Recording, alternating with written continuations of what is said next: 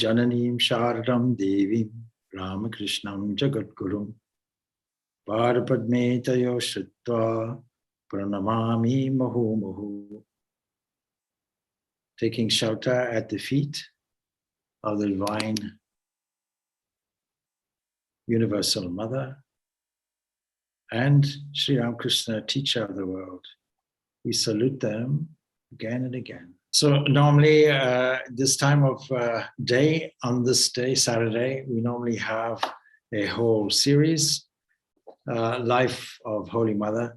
This is not exactly that. I don't want to disrupt the series.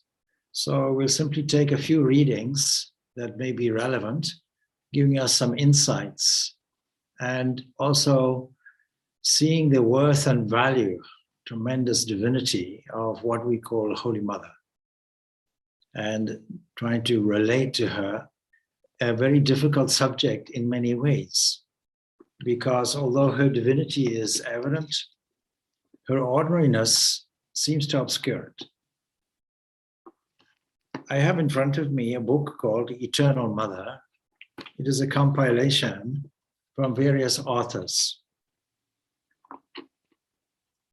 I have selected one particular passage, Nivedita's Mata Devi. This is by Pravrachika Bhavaprana. I'll read it and make a commentary as I go. I went to a place where all the people were white. Ah, how sincere their devotion was, said Sri Ramakrishna to Sharada Devi as he emerged from Samadhi. That means that kind of intuition, spiritual intuition, that has a foresight for generations to come. In other words, Sri Ramakrishna's message and ideal will be naturally disseminated throughout the entire world to people of all races, all colors, and all cultural backgrounds. The evidence of it, of course, is that we have the Ramakrishna mission and Ramakrishna Mutt based as branch centers throughout the world, but also the teaching that he gave, we find disseminated by various similar associations, teaching this eternal Vedanta philosophy.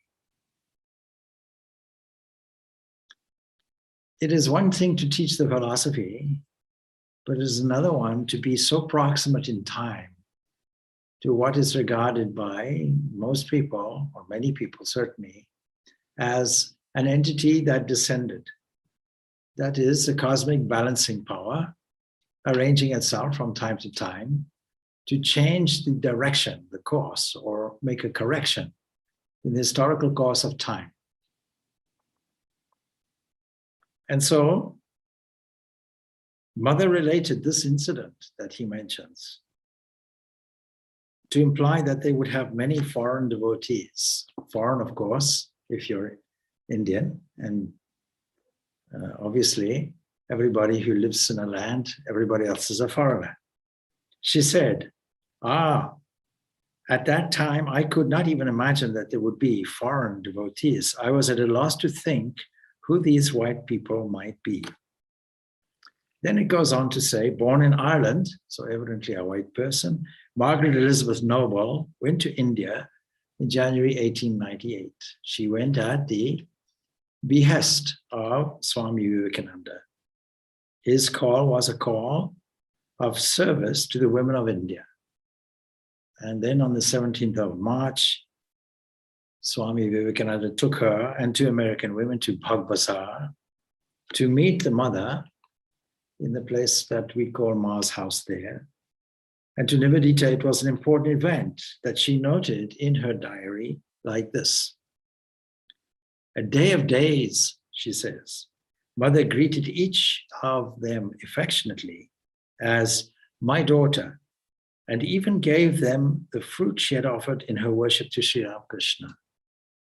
So even gave them, though a Brahmin widow, being bound by age-old customs, she mixed freely with the foreigners, even to the extent of eating with them, which was considered at that time a social taboo. How we see in this the modern aspect of the Divine Mother, Holy Mother Sharada Devi, how she had no hesitation about accepting anybody and everybody as her own, not just respected, but her own daughter. And so the text says this had a deep significance. As she wrote later, it gave us all a dignity and made my future work possible in a way nothing else could possibly have done. And this, of course, we may add, was Swami Vivekananda's intention. Since then, Nivedita frequently visited Mother's house and with her keen insight absorbed everything she saw about her. Now, the reason why, or one of the reasons why I'm reading out this passage is for us to see if we can have a living experience of being with the Holy Mother, being in her presence and her company by way of Sister Nivedita's description. She wrote about Mother's sense of humor and ability to adjust to circumstances. She really is, under the simplest, most unassuming guise, one of the strongest and greatest of women. When she was in Varanasi, she made some assertive comments about Varanasi and how the soul will have a certain destiny. And one devotee said, "Do you swear?" And "Do you swear?" He mentioned it 3 times. The mother said, "Swearing once enough in Benares is surely enough." So you can see her sense of humor, that she took it in a more colloquial way. Mother always affectionately called Nivedita Kuki, meaning little girl. And on the other hand, she was Nivedita's Holy Mother, or Mata Devi.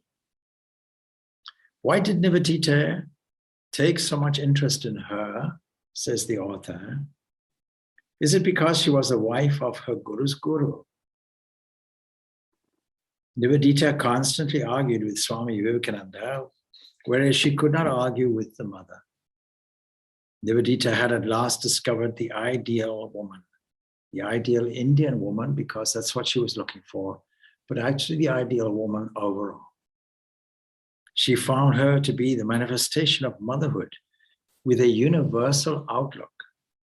She wrote to Mrs. Radcliffe, "Our Holy Mother, as we call her, is only a simple Hindu woman, and yet, as I think, the greatest woman in the world today."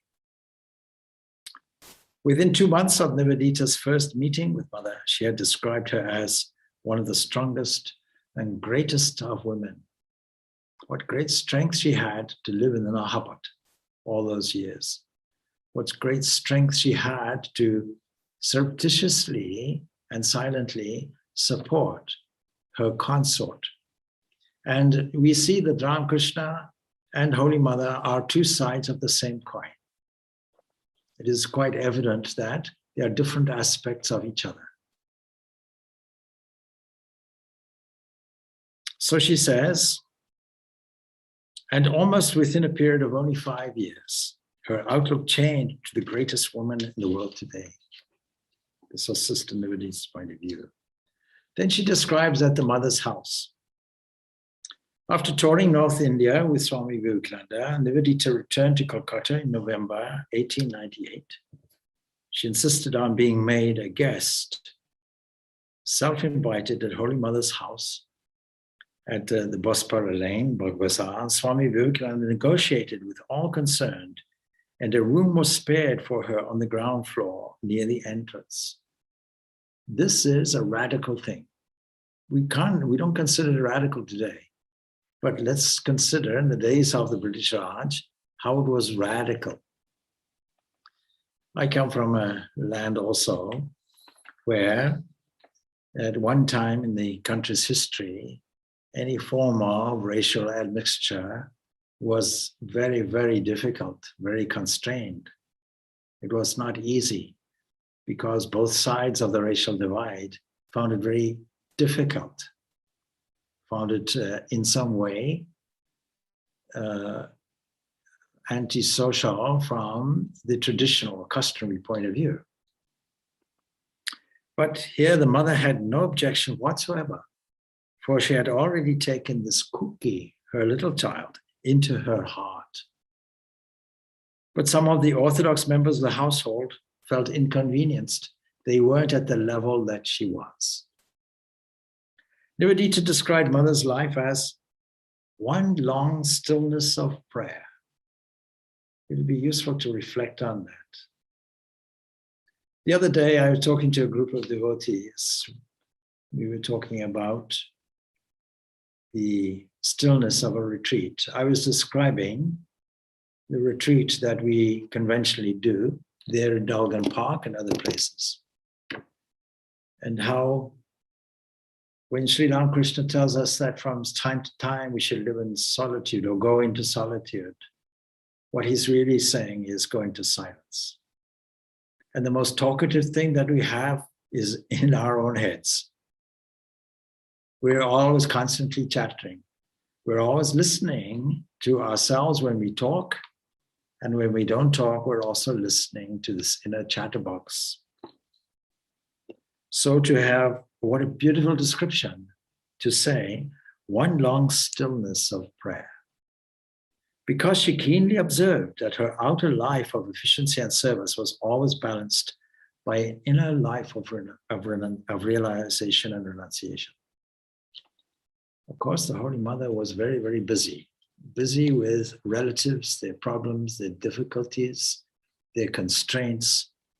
There's a passage that is contained in Swami Gambirananda's book. There's a whole chapter about this kind of self-constraint. He calls this chapter self-imposed limitation.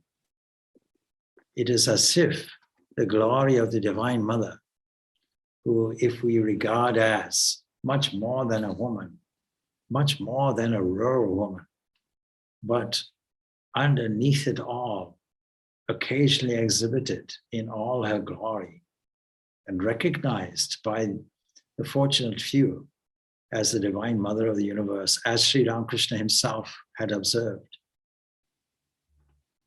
In the midst of all these activities, busier than our own busyness, still she had this inner sense of stillness, an inner life, Sister Nivedita observed, of realization and renunciation.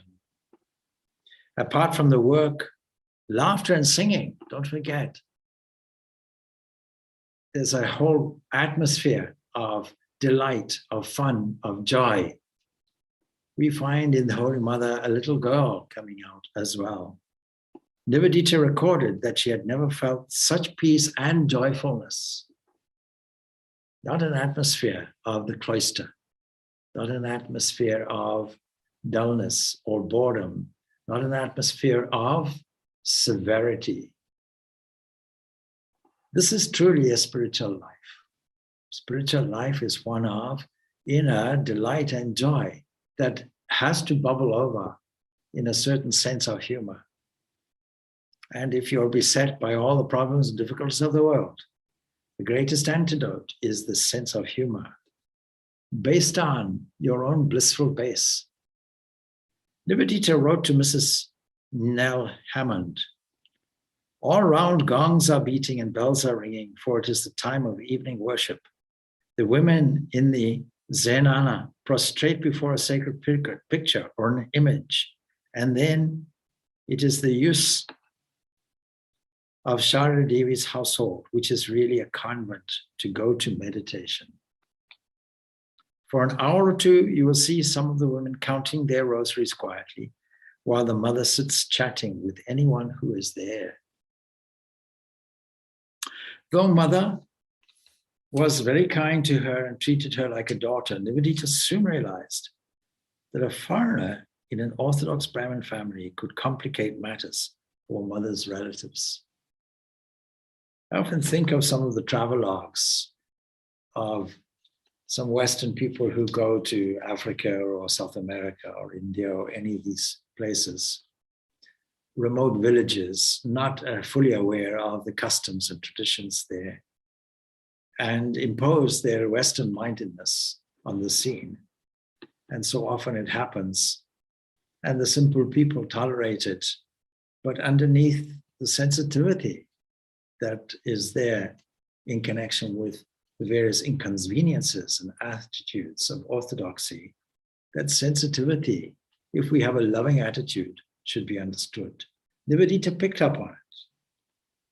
Though Holy Mother said nothing, within a short period, after a week or 10 days stay with her, Nivedita, of her own accord, shifted to another house on the same lane at 16 Bospara Lane, where the house stands to this day as a national property, which has been preserved, renovated, and acts as a museum to Nivedita. And though Nivedita shifted to her own house, she spent the afternoon in Mother's house.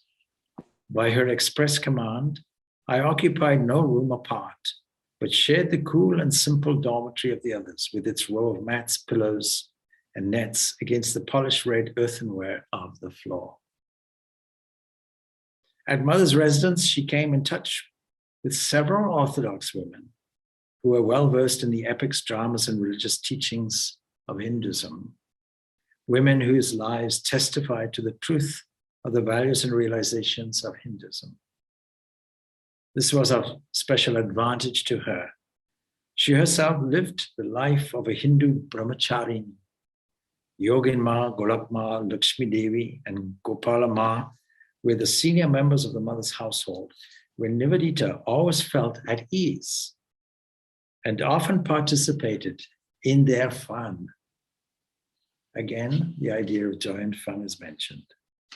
One day, Lakshmi Devi acted as goddess Jagadatri, and Nivedita became a lion on which she rode.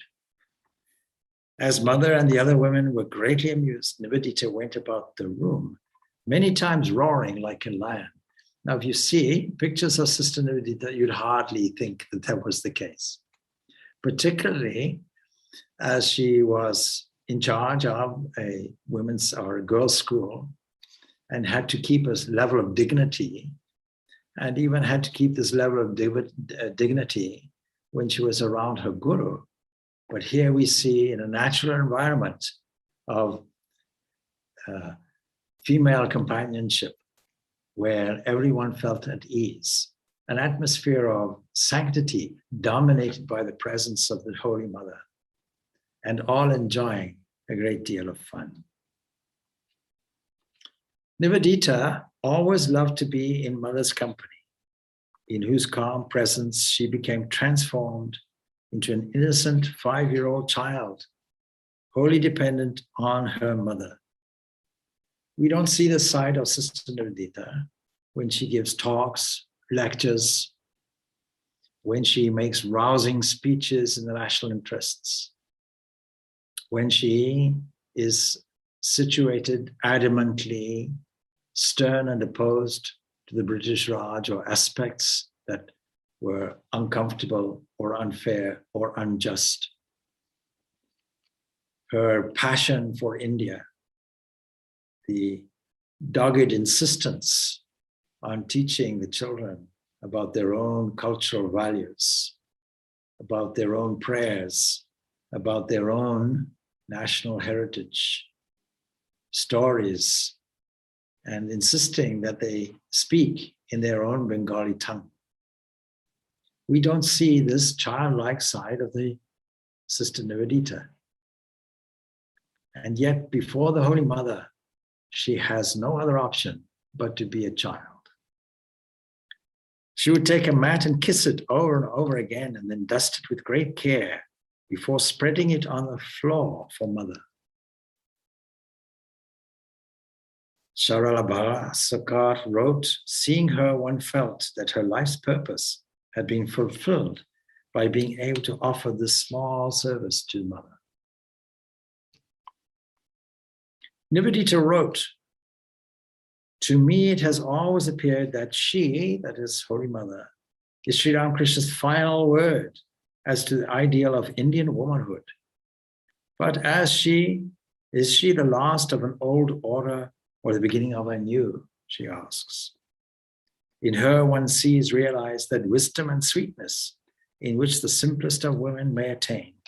And yet, to myself, the stateliness of her courtesy and her great open mind are almost as wonderful as her sainthood. To Nivedita, none could supersede Mother in practicality and depth of feeling.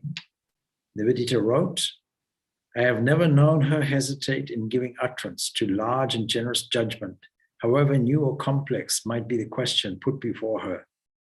Her whole experience is of theocratic civilization. Yet she rises to the height of every situation. Is she tortured by the perversity of any other about her? She says that the only sign is a strange quiet and intensity that comes upon her. Does one carry to her some perplexity or mortification born of social developments beyond her ken, she asks? With unerring intuition, she goes straight to the heart of the matter and sets the questioner in the true attitude to the difficulty. She says, or is there need for severity? No foolish sentimentality causes her to waver. The novice whom she may condemn for so many years to beg his bread will leave the place within the hour. Who has transgressed her code of delicacy and honor will never enter her presence again. And yet is she, speaking literally of her gift of song, full of music, all gentleness, all playfulness, and the room wherein she worships withal is filled with sweetness. It was in November 1898, Sarah Bull was one of Swami Vivekananda's great devotees, with a wonderful book that serves as her biography. And Saint Sarah, is how it's described, said to Mother, Mother, I wish to take your photograph to America and worship it. Now already we've mentioned sainthood, the Mother's attainment of sainthood. But here we find elevated to an entity, an aspect worthy of worship. And the Holy Mother agrees. And all the necessary arrangements were made. 2 photographs were taken of Mother, and one more with Nivedita sitting facing her. And I'm sure we all are familiar with all these photographs. And the photograph that is generally worshipped, and she's there about 45 years of age, is one of those taken. The other one, her gaze is slightly lowered downwards. And the other one, of course, she's sitting from the photographer's point of view on the left, and Nivedita sitting on the right. Immediately we see the diminutive stature of the Holy Mother. We see her in contrast to the much bigger Sister Nivedita. So, sitting facing her, it seemed to signify this last picture I mentioned, the Holy Conference of the East and the West. And on 13th November 1898, on the auspicious day of Kali Puja, Holy Mother, along with Swami Vivekananda, Purnananda, Sharadananda, went to the 16 Bospara Lane. The opening ceremony of the school was performed by Mother, who prayed that the blessings of the Divine Mother might be upon the school and the girls that it would train. But ideal girls, she prayed for. Later, Nivedita wrote this. I cannot imagine a grander omen than her blessing spoken of the educated Hindu womanhood of the future. Whenever Mother visited the school, Nivedita seemed to be carried away with ecstatic joy. Nivedita made detailed arrangements of where Mother would be seated and would converse with the students. And she prepared the gifts that the students were to offer. She prepared the welcome speeches. They were rehearsed and every minute detail was thought of. She would flit about excitedly, and seeing that everything was in place, she would laugh delightedly like a child. and even hug the teachers, students, and helpers by turn with great joy. In all her plans, she gave priority to Mother and believed that the flow of blissful knowledge that emanated from her would mold her students. And in this written word, we get an insight not only into Holy Mother, but we get an insight into Sister Nivedita herself. Then Nivedita wrote to Mrs. Bull, she says, it was Sri Ramakrishna's real birthday on Monday last, and the mother came and made a special puja before his image, and we had the prasad. Within a very short period, Nivedita also arranged a small exhibition at Holy Mother's house, and on 7th June, 1899, she writes to Miss MacLeod, that's Josephine MacLeod, another devotee of Swami Vivekananda. We have collected all the children's books, mats, and sewing and arranged them in my old room at the Holy Mother's. And there the mothers, aunts, and sisters came to see them. Now, of course, in June 1899, that school, Nivedita school, had to be closed just temporarily due to very difficult financial constraints and stringency. And so in order to collect the funds to reopen the school and make it thrive, Nivedita went to America and to England in order to lecture and raise funds. And Mother wrote a letter to her in Bengali, which Swami Sharananda translated into English and sent her along with the original on 13th May 1900. Perhaps this was the only letter written to Nivedita by Mother. And the original letter couldn't be found, but Nivedita, out of intense joy, made several copies of its translation in her own handwriting. And of course, distributed these among her close friends. So the letter wrote like this. May this letter carry all blessing. My dear loved you, baby daughter, Nivedita, I am so glad to learn you have prayed to the Lord for my eternal peace. What a beautiful opening to a letter. If anybody received a letter like that, immediately a great deal of joy and peace would be attained. You are a manifestation of the ever blissful Mother.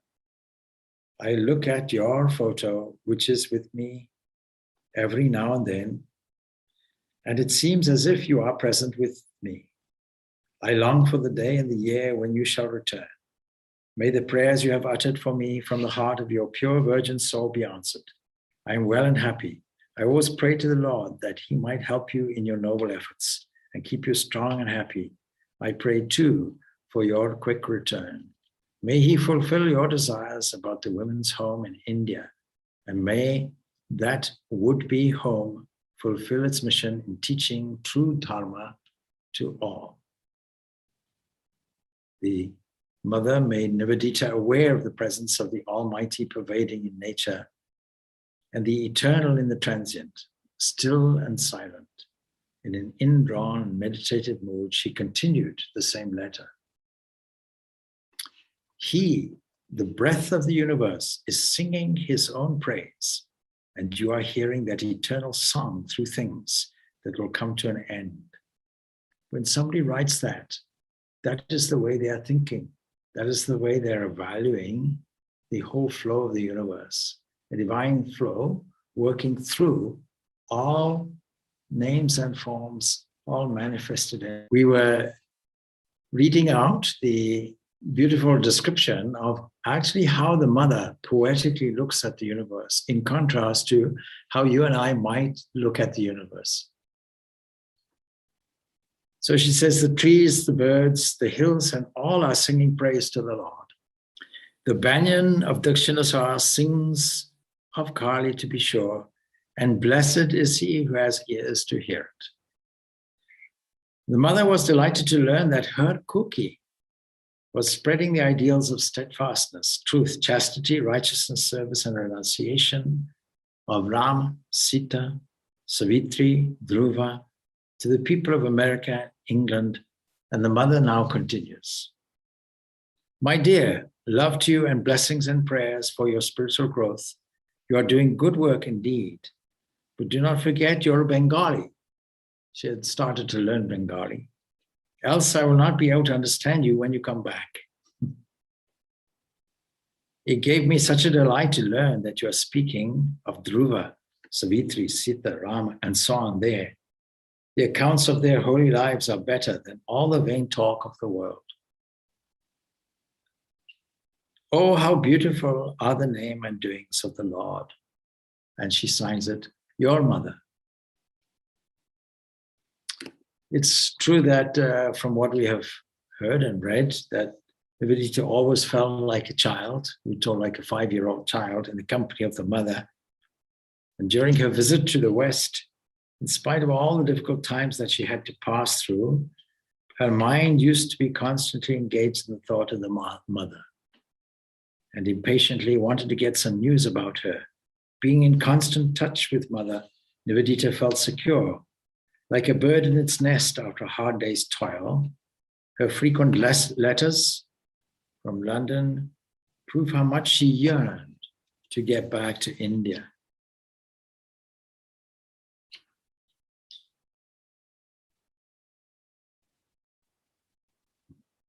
She wrote to Miss Josephine MacLeod, to think of you being so sensible and Kolkata so lucky, and you will be in time to be with the Holy Mother. Oh, I am so pleased to think that you will see the Holy Mother. I cannot believe it. In her continuous flow of letters to Miss MacLeod, Nivedita expressed nostalgically how much she wanted to get back herself to Mother and her anxiety about Mother's health.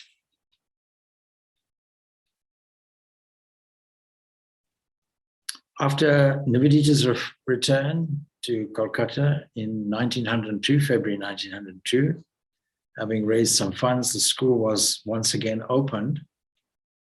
And Mother was then not, of course, in Kolkata, and Nivedita wanted to see her more than ever.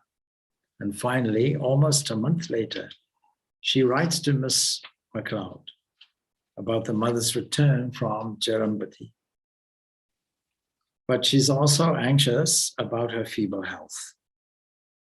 All her attention went to making Mother comfortable. She needs a soft pillow, she said, a shelf, a rug, so many things. She's so crowded with people about her always. I would like to give her a beautiful picture, a piece of bright color, but I suppose one must wait. Meanwhile, there's not a change in her. Why would she be surrounded constantly, not only by relatives, but also by those who wanted her holy company and wanted her special motherly blessing? Above all, she was a mother, more so even than a guru. The motherhood superseded the guru. So whenever somebody said mother, her motherly heart naturally responded.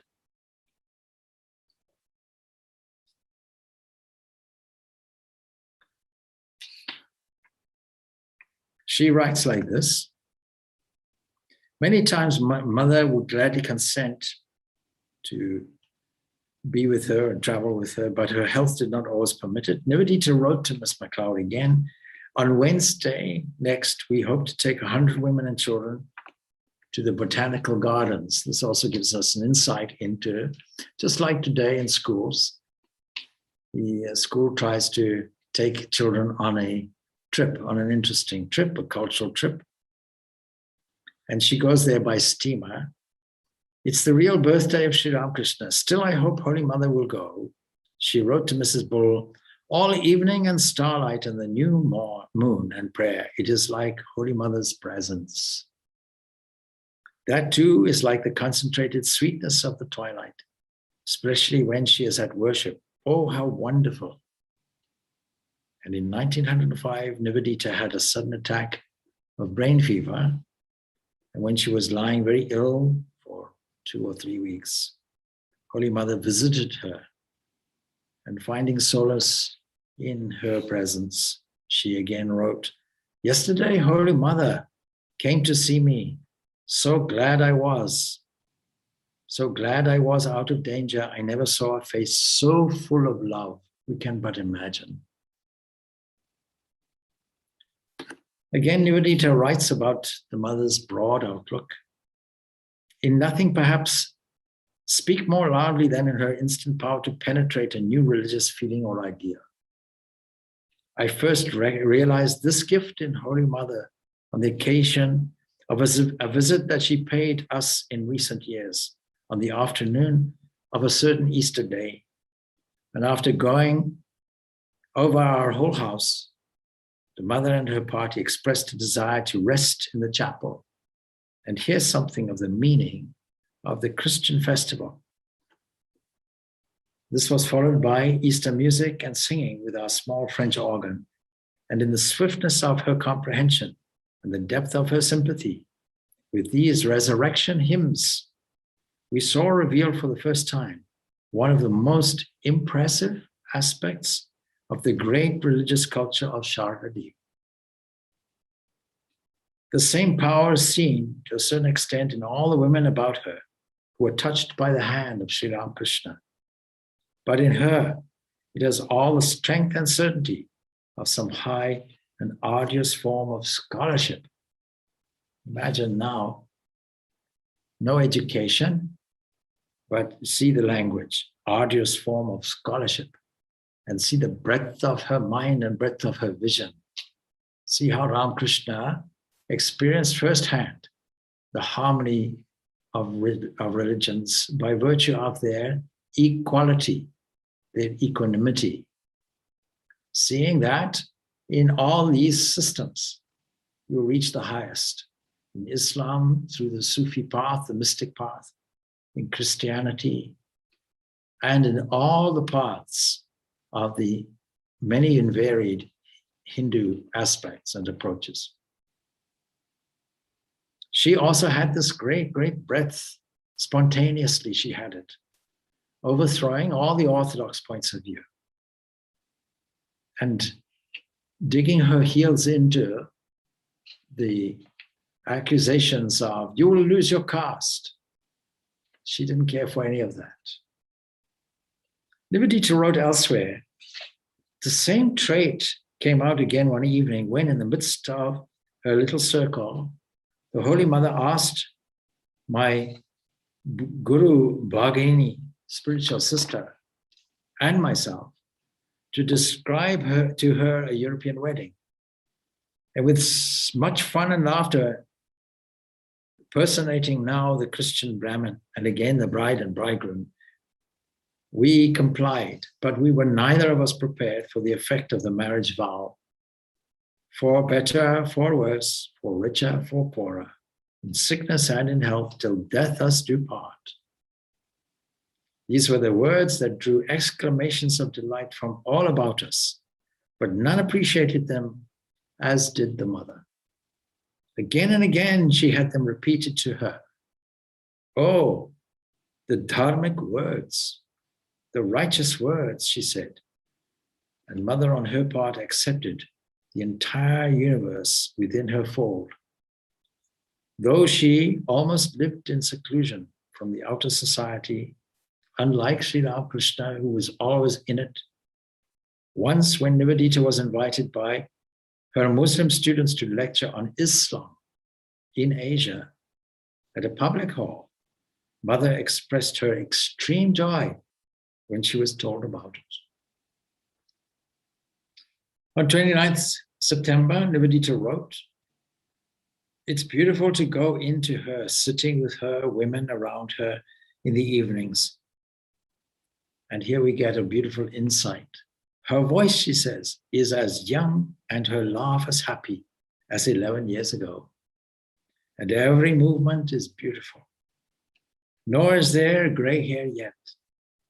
Whenever Nivedita went to her, mother would make her sit by her side. There was no bar to the exchange of genuine feelings. She looked upon her as the embodiment of motherhood. A yearning love that can never refuse us, a benediction that forever abides with us, a presence from which we cannot grow away, a heart in which we're always safe, sweetness unfathomed, bond unbreakable, holiness without a shadow. All these indeed and more is motherhood.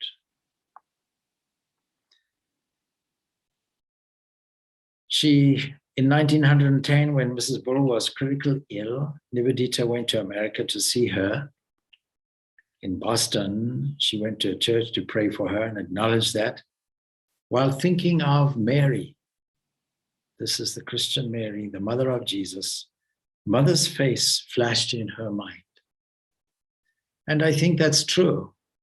Anybody wanting to understand the specialness of the mother of Jesus will immediately recognize the holy face of Sharada Devi. What a grand revelation it was to her.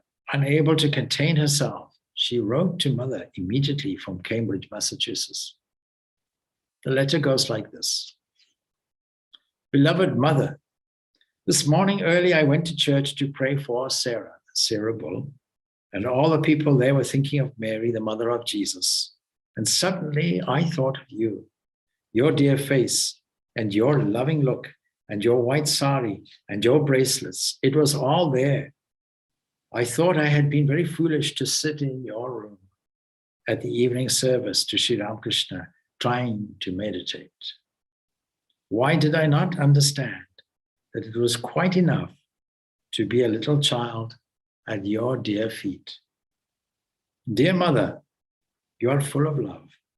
It is not a flushed and violent love like ours, and like the world's, but a gentle peace that brings good to everyone and wishes ill to none. It is a golden radiance full of play. Dearest Mother, I wish we could send you a wonderful hymn or a prayer, but somehow even that would seem too loud, too full of noise. Surely you are the most wonderful thing of God, Sri Ramakrishna's own chalice of his love for the world, a token left with his children in these lonely days, and we should be very still and quiet before you, except indeed for a little fun. Surely the wonderful things of God are all quiet, stealing unnoticed into our lives. The air and sunlight and the sweetness of gardens and the Ganga, these are the silent things that are like you. Do send to poor Sister Sarah the mantle of your peace. Isn't your thought now and then of the high calm that neither loves nor hates? Isn't that the same sweet benediction that trembles in God, like the dewdrop on the lotus leaf, and touches not the world? Ever my darling Mother, your foolish cookie, Nivedita. What a wonderful letter, full of insight and revelation, and a wonderful subject for meditation as well. So this is an extract from the book Eternal Mother, a gathering of different contributions from the nuns of the Sharada Mutt. So there's another book I have, a simple book, is Sharada Devi, Holy Mother. And this book I've kept with me for many, many years because the author of it is Swami Purnananda, somebody that I had the good fortune to meet. He not only had a very special relationship with the Holy Mother, but he also was the personal attendant of Mahapurush Maharaj, Swami Shivananda. And he writes a little book here, and I've just marked a passage that simply occurred to me in the afternoon. Now he says, and he's gleaned this from other books, of course, that we have nothing to show that the mother, like Narendranath and other disciples, ever importuned the master for the gift of spiritual enlightenment or mystic visions. In the earlier part of her career, she once told Yogin Ma, Please speak to him so that I may have ecstatic moods. He is so much surrounded by people all the time that I don't get an opportunity to approach him at all. And the next morning, Yogin Ma conveyed this request to the master, who maintained a solemn silence when he heard it. She came back to the Nahabat and found the mother engaged in worship. She was in a mood of divine rapture, at times weeping and laughing with tears of celestial joy running down her cheeks. And in a very short time, she was in a deep trance. When after a long time she came back to normal, Yogin Ma asked, "But didn't you say, mother, that you had no ecstatic moods?" And the mother only hung down her head and smiled. Intimate association with the master and the touch of his heavenly personality had easily placed her on a high pedestal of divinity. Just as he trained his intimate disciples in the great cult of renunciation, with equal meticulous care, he trained his noble consort as well, even from the age of 14, when she visited him at his family home. Now there's an episode, really, from the time when Holy Mother went on pilgrimage, and she goes there to Varanasi and various other places. But even so, closer to home, she also visited the temple of various entities, one of which, the temple of Goddess Sarvamangala on the bank of Lalband.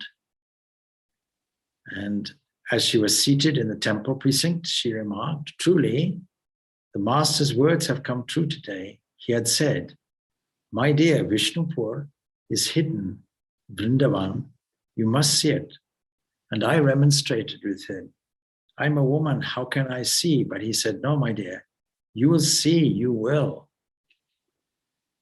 Now the mother had told Swami Shailananda, he, that is the master, went to his aunt's house twice on the occasion of Dol Yatra, visited the shrine of Krishna Rai, and his aunt's house is about 2 miles away from Bagadi Krishna Nagar in the village called Pirshara. And once during the chariot festival, the mother went to Mahesh along with Ganendranath, and she stayed there almost throughout the day. After partaking of prasad and pulling the chariot rope, she returned to Kolkata. On this day, Radhu she was looking after, and Radhu is her constraint mentioned earlier. And Nitai Babu's mother traveled with mother in a motor car while going to Mahesh, whereas Yogin Ma and other women devotees reached there by boat. So some episodes like this.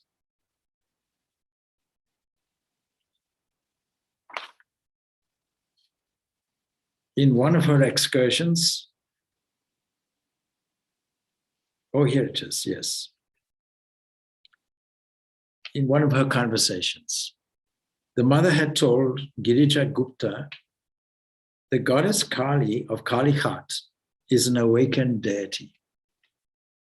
Kolkata, of course, is named after Kalighat, where the very famous temple is there, where the mother Kali of Kalighat is there. She says it's an awakened deity.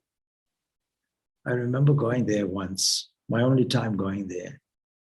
I went with a brahmachari, and he was from South India, and he couldn't speak Bangla very well, nor could I. So we encountered some difficulties with crowds pushing here and there. And despite that, we managed to get in front of the deity. There was a Brahmin there who pointed out a box. He said, "This box here, if you put 200 rupees in, you'll get a curse. This box, if you put 2,000 in, then you'll get abundance."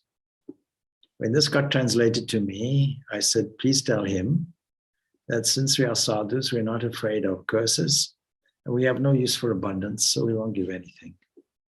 So then a special blessing was given. Somehow something happened. We got garlands around, and I managed to get the darshan of the Divine Mother at that point.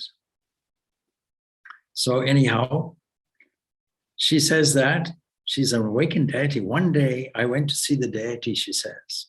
After offering flowers and my salutation, I came out of the shrine with prasad of some vermilion.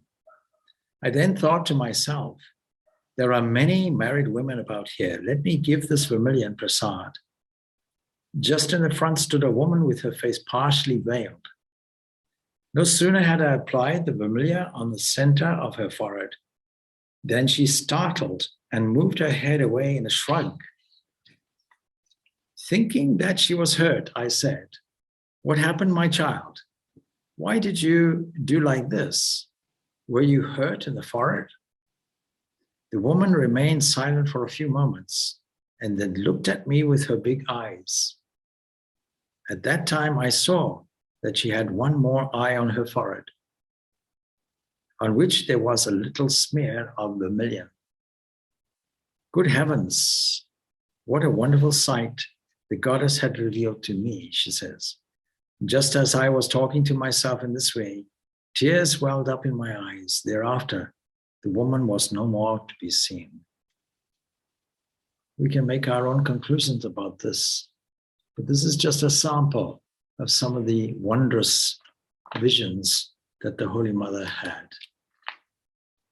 So these are just some sundry excerpts from here and there, more or less all over the place, designed firstly to give some insight into Holy Mother, but also give us some insight into Sister Nivedita, her kuki, and also just to give a flavor of the Mother's unusual qualities, breadth of vision and mind.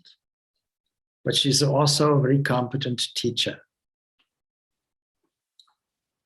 She was very, very adamant about the use of japa in her teachings. To a devotee, the Mother said, "How can one do without japa and meditation? These have got to be done." When the devotee complained that the impurities of his mind were not being removed in spite of these, she said, "Through the practice of japa, they will go." How can one afford to do without these practices? Another devotee asked the Mother in 1907 about initiation. "Well, Mother, what's the need of taking a mantra? If instead of doing japa of a particular mantra, one simply goes on repeating Mother Kali, for instance, will that not be sufficient?" And the Mother replied, "The mantra purifies the body, and man becomes holy by doing japa of the Lord's mantra. The mantra is necessary for purification of the body, if not for anything else." On another occasion, in February 1913, a disciple showed her a tiny seed of a huge banyan tree and said, "Do you see, Mother, how small it is, tinier even than the tiniest seed we know, and yet what a huge tree sprouts from it?" And the Mother said, "Why should it not be so? Consider her, for instance, how small a seed of the Lord's name is, and yet from this sprout in time divine moods, devotion, and love." A disciple who had developed mental aberration returned his rosary to the Mother.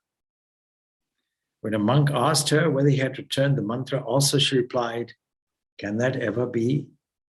It's a living mantra. Can there be any giving back of it? The mantra that one has once received, the great mantra that it is. If one has but one's love for his guru, can he ever be despoiled of it?" About the efficacy of japa, the Mother once said, "By japa and austerity is cut asunder the bondage of karma." That by meaning karma, she means past action. But God can't be realized except through love and devotion. And as for japa and such other things, do you know what they stand for? Through them, the senses, etc., become subdued. On another day, she said, one should perform japa, meditation, etc., at regular hours, giving no room for laziness.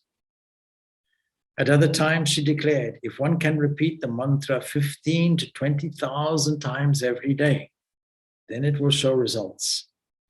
Let him do so first. If he does not get success, let him come and say so. But one has to practice a little attentively. Doing nothing, neglecting everything, they merely complain. Why does not my japa bear fruit is a common complaint. Work you have to do as a matter of course. Work keeps the mind well, but japa, meditation, and prayer are especially needed. One should sit up at least in the morning and in the evening, as a minimum, my addition. That is like the helm of a boat. When one sits up for a while in the evening, there comes to one's mind for consideration what one has done throughout the day. She makes that distinction between morning and evening, recall the things of the day.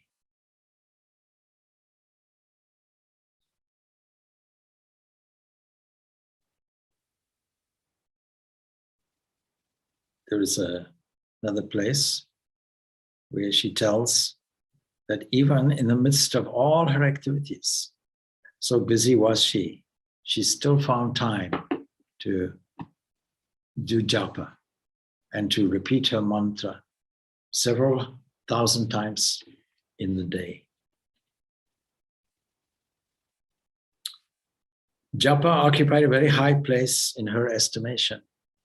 When instructing a gifted man about the path of knowledge, she might say now and then that japa or muttering is meant for women. You have your knowledge, but if we extend our search beyond such unusual utterances, we shall find her emphasizing the importance of japa again and again, and herself doing japa for the good, not only just as common practice, but the good of her disciples. Nevertheless, from a higher standpoint, she unequivocally decried japa as a mere mechanical process. When she said, these mantras and the like are nothing, my daughter. Devotion is all. In the master, you find your guru and chosen deity. He is all. And drawing attention to divine grace, she said, you talk of having done so much of japa or so much of work, but nothing will avail. Who can achieve anything unless Mahamaya herself opens the way? O creatures, surrender yourselves, just surrender yourselves. Then only will she be gracious and clear the way for you. And to another devotee, she had said, through japa and austerity, the bondage of karma is cut asunder, but God cannot be realized unless through love and devotion. Did the cowherds get Krishna by japa and meditation, or by talking to him chummily as, come here, dear, take this, dear, eat this, dear? And so japa or repetition of mantra is accompanied by feeling and a sense of intimacy, because it's a talking, as it were, and calling, as it were, to a real entity. Some other brief teachings, and then we'll finish off with that.